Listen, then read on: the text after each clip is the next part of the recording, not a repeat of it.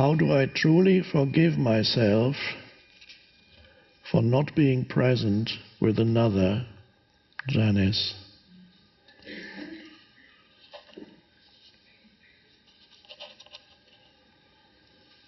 Well, I assume the question refers to something that happened in the past, not in the present, because if the other is here with you now, then there's nothing to forgive, you just be present. So it must be something that you were not present with someone in the past because there was not enough presence in you. You cannot manifest any behavior beyond your level of consciousness. Either you had no idea what presence was, you were not yet able to access that dimension of consciousness, or it was there very weak in you, not strong enough perhaps to survive in that particular interaction or relationship. Some parents have that feeling also because when they look back upon how they brought up their children, they cannot believe how unconscious they were as parents. Now, there's no such thing as totally conscious parents. No matter what you do, there's always something that you don't do right. Absolute perfection is just not possible. But there are now, for the first time perhaps in history, there are parents who are relatively conscious, who are endeavoring to be conscious as parents. In my generation, it was unheard of. Conscious parents, what is that? The parents brought you up in the same way that they were brought up, in the same way that was sanctioned by the surrounding culture. That's how you were brought up. Conscious parents, what's that nonsense? And of course, in my generation, I didn't know anybody who had even remotely conscious parents.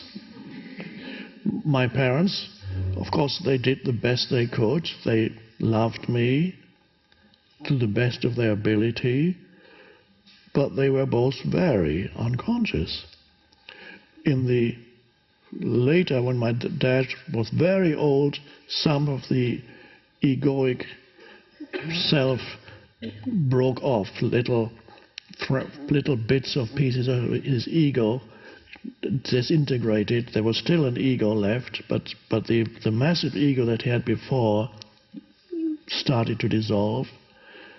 If he had lived beyond his age, he reached the age of 90, perhaps if he had lived to 100 or 110, he might have gone much further still.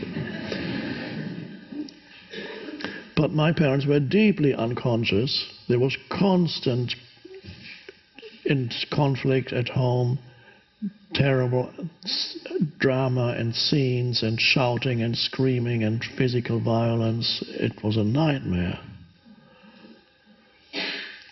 And that was not uncommon. Of course, even nowadays there are children, still many, who have to endure that, still many. But there are conscious parents, and I have met children who are born into a conscious family, and that's a wonderful thing. It's a new thing. So, forgiving yourself for not being present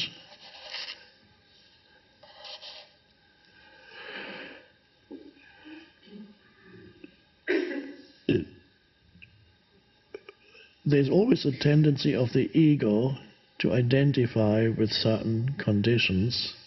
So the ego identifies with the condition of unconsciousness and says, that was me, and I was wrong. I should have been conscious at the time. But you were not. You couldn't have been more conscious at the time than you were at the time. So there comes you forgive yourself by realizing that nobody can act beyond their level of consciousness, and whatever you did in the past was an expression of, on your personal level, of the evolutionary state of yourself, and on a collective level, you manifest the evolutionary state of humanity until you begin to awaken, and then you become a forerunner. at the forefront, spearheading the growth of consciousness.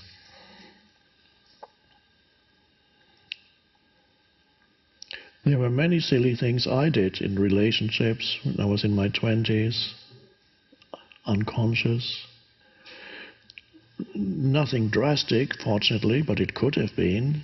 But hurting people, but not being aware of it, egoic motivations, and so on. I wasn't even there. There was conditioning operating through me, the ways in which my mind had been conditioned. I wasn't awake yet, so it was a kind of dreamlike state. So it shouldn't be that difficult to forgive yourself for something that you did in a dream, and the unconscious state is very much like that. If you have still an opportunity to go to this person and perhaps explain that you were unconscious, that is, we don't know what level of consciousness this person is at, whether this person would be able to listen to you and even understand what you're saying. Or this person may not be alive anymore, or there may not be an opportunity to speak. But either way, you forgive yourself by realizing that there is ultimately nothing to forgive.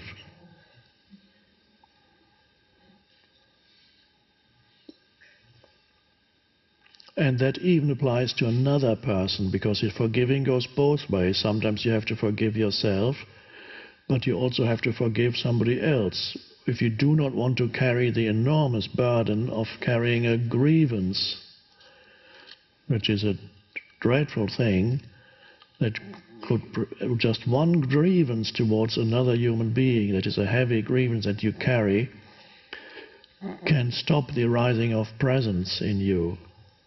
So letting go of grievances is vital.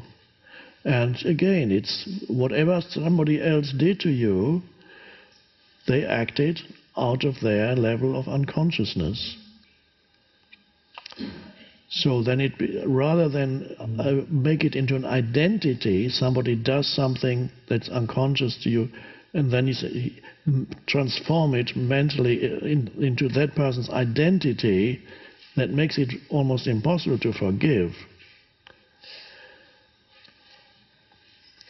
In ordinary human interaction, it is very important to overlook things that humans do, because every human being that you come into contact with will manifest, even if they are awakening, they are in the awakening process, they will still manifest occasionally areas of unconsciousness when they interact with you. They might lie to you for some reason here and there. They might do this or that.